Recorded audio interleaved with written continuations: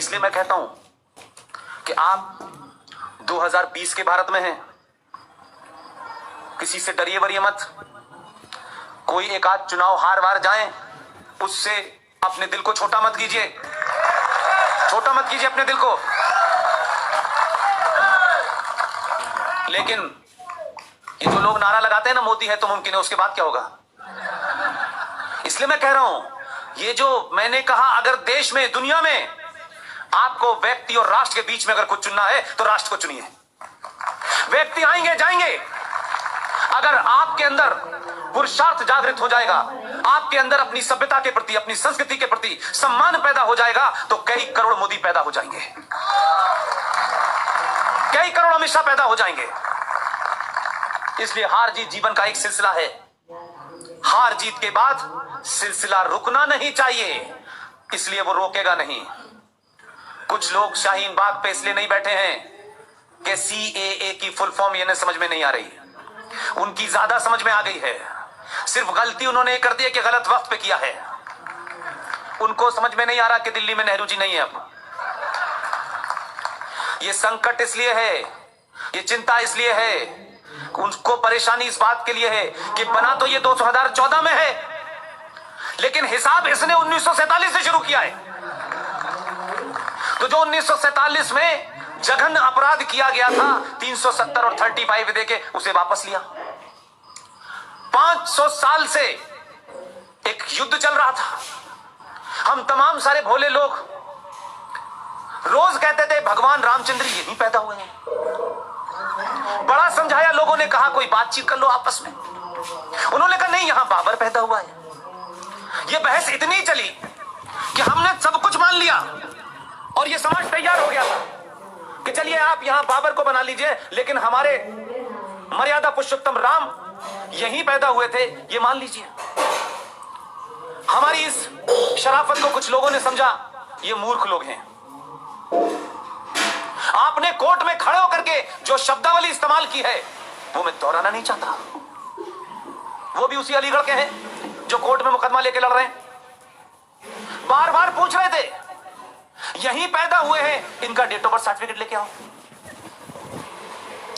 कई बार पूछा। मैंने कहा अगर मैं कोर्ट में होता तो मैं पूछता 13 शादियों का मैरिज सर्टिफिकेट लाओ, तब कैसी रहती।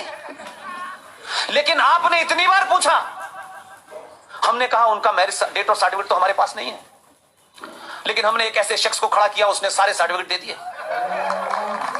और हुआ क्या, जो हमसे पूछ रहे थे कि भगवान राम का सर्टिफिकेट लेके आओ, आज उनसे पूछ लिया तो कहते हैं अरे ये हम नहीं देंगे, हमें पता ही नहीं है। तो संकट ये है कि आपने सवाल पूछना शुरू कर दिया है। 1000 साल से आप जवाब दे रहे थे, इसलिए एक बार सर्टिफिकेट मांगा है तो धरने पे बैठ गए हैं।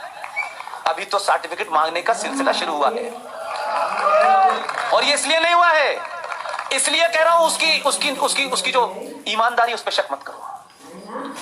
वो इसलिए मांग रहा है कि जो बात आपको कहने में शर्म है, वो ये जानता है सर्टिफिकेट ढूंढते ढूंढते आप 1722 तक चले जाएंगे। कश्मीर में एक नेता है, मक्कार मुनाफिक, डकैत है। उसने अपने सर्टिफिकेट खोजे, जाति गुप्तगू में कहता है 1722 में मुझे पता चला मेरे पूर्वज राघोराम कौल थे। यह सर्टिफिकेट मांगने का सिलसिला बहुत पहले से होगा, ध्यान रखिएगा। और सब पता करेंगे कि किस किस से बदले थे, कब कब बदले थे। मेरा दुख यह है कि सनातन के लोगों, आप किससे डर रहे हैं?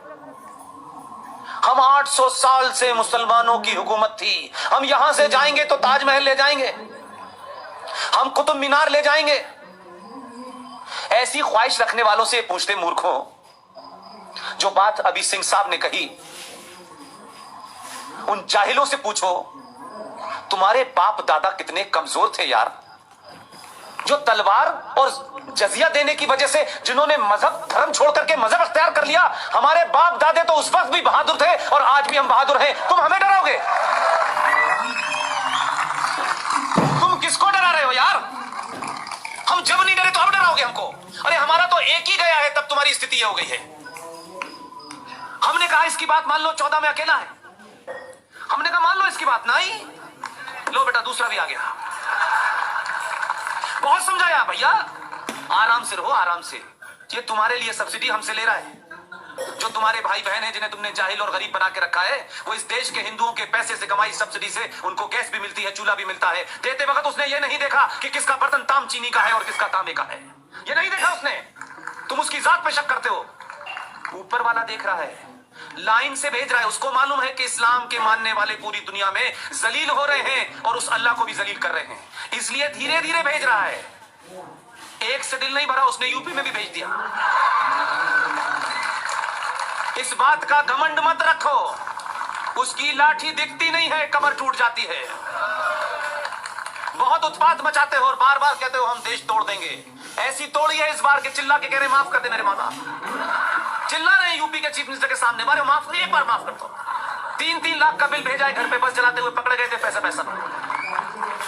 इसलिए मैंने कहा 1000 साल पुराने हमारी कमजोरी, हमारी शराफत को चौराहे पे मजाक मत बनाओ। बार बार मत जगाओ कि 800 साल मुसलमानों ने हमारे ऊपर खून किया है। ये सनातनी के अगर कान में चला गया और उसको समझ आ गया कि 800 साल बार बार ये आदमी बताता है कि हमारे गुलाम रहे हैं, हिंदुओं की औरतें हमारे हरम का हिस्सा थी और हिंदू मर्द तो हमारा सिर्फ नौकर था,